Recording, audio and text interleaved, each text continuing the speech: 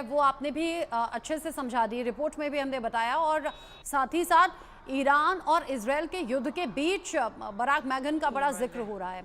अच्छा, किसी भी युद्ध की स्थिति में हथियारों की भूमिका क्या रहती है, अनुज माथुर सर? रचना, जय हिंद। देखिए, हथियारों की भूमिका, आफ्टर ऑल युद्ध तो है ही हथियार।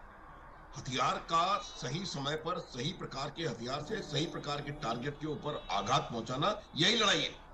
यही लड़ाई है। तो हथियार जो है वो किसी भी युद्ध का एक फंडामेंटल बेसिस है, और उसके ऊपर हमको हमला करने की आवश्यकता है। देखिए, मैं आपको दो बातें बताता हूँ, रचना, बहुत जरूरी है कि क्या हथियार की, हर वेपन सिस्टम की लिमिटेशंस होती है, हदबंदियां होती हैं। किसी की मिनिमम रेंज है, किसी की मैक्सिमम रेंज है, किसी की कोई लिमिटेशन है। और अच्छी डिफेंस वो कहलाती है जो एक दूसरे हथियार के साथ म्यूचुअल सपोर्ट में रह करके एक दूसरे की लिमिटेशंस को काउंटर कर सके। इसका मैं आपको उदाहरण देता हूं। हमारा जो ऑपरेशन सिंदूर था, उस ऑपरेशन सिंदूर में हमने रण ऑफ कच्छ से लेकर के सियाचिन ग्लेशियर तक एक अनब्रोकन अनब्रोकन एक शील्ड बना ली थी। इसको आप कह सकते हैं इलेक्ट्रॉनिक कर्टन बना दिया था, जिसमें से कि कोई भी जो चीज फ्लाई कर रही है हवा में वो बच करके नहीं निकल पाई। उनका आइडेंटिफिकेशन, डिटेक्शन, आइडेंटिफिकेशन सब हुआ। दूसरी चीज होती है कि अब आपने उसको डिटेक्ट कर लिया, उसको आइडेंटिफाई कर लिया, अब उसको गिराना है। तो सूटेबल वेपन सिस्टम उसके साथ वहां पर अवेलेबल होना चाहिए। तो दूसरा जो काम हमने किया था वो एक एक unbroken multi layered air defence grid बनाई थी, गुजरात से लेकर सियाचिन ग्लेशियर तक, ताकि आप आइडेंटिफाई करें, डिटेक्ट करें और उसके बाद उसको फायर करके नुकसान पहुंचा करके नीचे गिरा दें।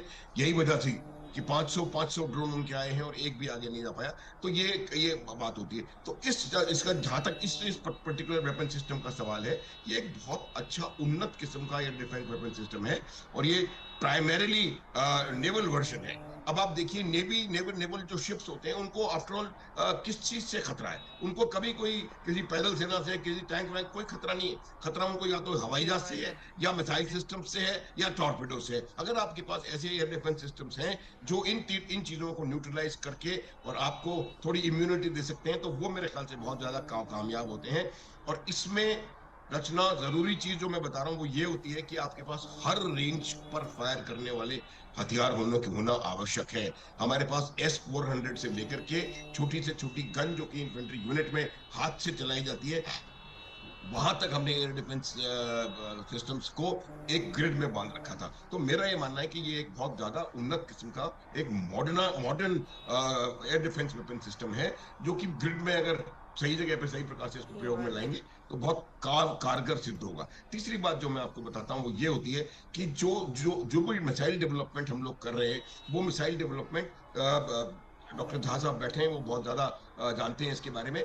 वो इस प्रकार से किया जाता है कि हम उसको तीनों वर्जन्स में कन्वर्ट कर सकें। ग्राउंड वर्जन भी होना चाहिए, एयर वर्जन भी होना चाहिए, और नेवल वर्जन भी होना चाहिए। और मुझे लगता है कि ये हमारे जो एडी सिस्टम्स हम डेवलप कर रहे हैं उसमें इस बात का भी बहुत खास ध्यान रखा जा रहा है, ताकि आपको अगर इंटरचेंजेबिलिटी की, इंटरऑपरेबिलिटी की आवश्यकता है तो वो भी आप आसानी से कर सकते हैं। ये एक लेकिन बात यह है कि आपको इस सिस्टम को ग्रिड के अंदर शामिल करके रखना होगा। एक स्टैंड अलोन सिस्टम जो है वो आपको कभी भी पूरी सिक्योरिटी नहीं दे सकता है, रचना।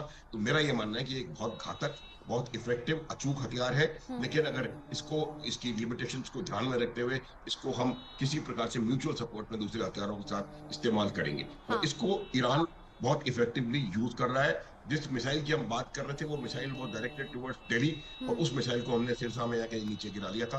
वो इसी हथियार की काबिलियत मुझे लगता है कहीं ना कहीं थी। तो ये एक बहुत बेहतरीन वेपन सिस्टम लेकिन लेकिन जो तबाही है और जो हमले के बाद की तस्वीरें हैं वो दोनों ही देशों से सामने आ रही हैं, वीएन झा सर। यहाँ अगर कभी इजराइल भारी पड़ता हुआ नजर आता है तो तुरंत ईरान भी तो जवाब देते हुए भारी पड़ता हुआ नजर आता है। हथियार तो ना यहाँ कम है ना वहाँ कम है, और एडवांस्ड है। हाँ रचना, इसमें आपको थोड़ा सा देखना पड़ेगा। जनरल माथुर ने बड़ा अच्छा आपको एक छोटा सा कंपैरिजन दिया था कि किस तरह से भारत का जो युद्ध था और ईरान का युद्ध था, इसमें किस तरह की सिमिलरिटी है। नो डाउट कि जो युद्ध लड़ी जाती है और जीती जाती है आपकी उन्नत किस्म के हथियार से होती है। लेकिन इसमें आज के दिन में जो हमारा बैटल ग्राउंड है ये पहले से काफी चेंज हो चुका है। इसमें ये जो ड्रोन चीज जो आई है ना, ये ड्रोन ने बहुत सारा कॉन्सेप्ट बदल दिया हुआ है। और इसीलिए एक छोटा-सा अगर ड्रोन आ जाए और उसके ऊपर में आप अगर आकाश मिसाइल आप छोड़ना चाहते हैं या ब्रह्मोस छोड़ना चाहते हैं, तो ये सब चीज़ें नहीं होती है। ब्रह्मास्त्र उसके लिए काम में नहीं आती हैं। और यहीं पे भारत जो है, भारत की जो एक सोच थी कि मल्टी लेयर जो चीज़ें हैं, यहाँ तक कि हैंड ऑपरेटेड गन से लेके जो ऑटोमेटेड वेपन्स हैं, सारी चीज़ों को एक साथ में हमने आकाश तीर के नाम से जोड़ दिया था। इसमें हमारे वो D4 सिस्टम थे, जो जो ड्रोन के जैमर थे, ड्रोन को DW से भी खत्म करने वाले थे। जुल्का 23 था, मॉडिफाइड इंडियन मॉडिफिकेशन साथ में, जो कि बहुत सशक्त कैनन्स छोड़ता था। L-70 का आपने नाम पहले लिया ही था। इसके अलावा तुंगुस्का, स्टेला, शिल्का, ये सारी जो चीज़ें थी, ये एक सूत्र में बंधी हुई थी और ये सारा आकाश तीर का एक पार्ट था। और उधर जो बड़े सिस्टम्स थे, जो कि आपको मिसाइल सिस्टम या वो जो चीज़ें थी, उसके लिए एक अलग तरह का जो प्रणाली था, वो लगा रखा था। S-400 था हमारे लिए, सारे तरह के मिसाइल्स के लिए, इंक्लूडिंग हाइपरसोनिक। हमारे पास में पृथ्वी एयर डिफेंस सिस्टम था, जिसका प्रद्युम्न नाम दिया गया है। ये काफ़ी, इसकी मारक क्षमता जो है, वो धरती के सतह से 180 किलोमीटर ऊपर तक बैलिस्टिक मिसाइल को वही खत्म कर सकता है। इसी तरह से एक AAD advance air defence system जो था, जिसका नाम अश्विन है, ये भी बैलिस्टिक क्रूज मिसाइल को लगभग 40 किलोमीटर तक मार गिराने के लिए सक्षम है। बराक 8 का आपने नाम लिया हुआ ही है। Quick reaction surface to air missile, वो आपने नाम सुना ही होगा उन दिनों में। Medium range surface to air missile, ये सारी चीजें जो हैं, ये आपको एडिशनल सिक्योरिटी जो है, एक के बिल्कुल। बाद लेयर वो प्रोवाइड करती है। और वो तो एडिशनल सिक्योरिटी ज्यादा नजर आती है इसराइल के पास। जो हम ईरान और इसराइल में हमले की खबरें देख रहे हैं, ईरान हमला कर तो पा रहा है इसराइल पर, लेकिन अपने हमलों को रोक नहीं पा रहा, यानी जो उसकी तरफ मिसाइल और ड्रोन आ रही है, उस तरीके से उनका एयर डिफेंस सिस्टम काम नहीं कर रहा। जबकि इसराइल में मैक्सिमम ऐसे हमलों को नाकाम कर दिया गया है, वहां का एयर डिफेंस सिस्टम मजबूत है। इसीलिए दोनों में एक ये तो बड़ा खास अंतर है। और जाहिर सी बात है, इसराइल खुद भी ताकतवर है ईरान के मुकाबले, और बाकी ताकतवर देशों का सपोर्ट भी उसके साथ में है। आप दोनों का ही बहुत शुक्रिया, वीएन झा सर, अनुज माथुर सर, इंडिया न्यूज के साथ जुड़ने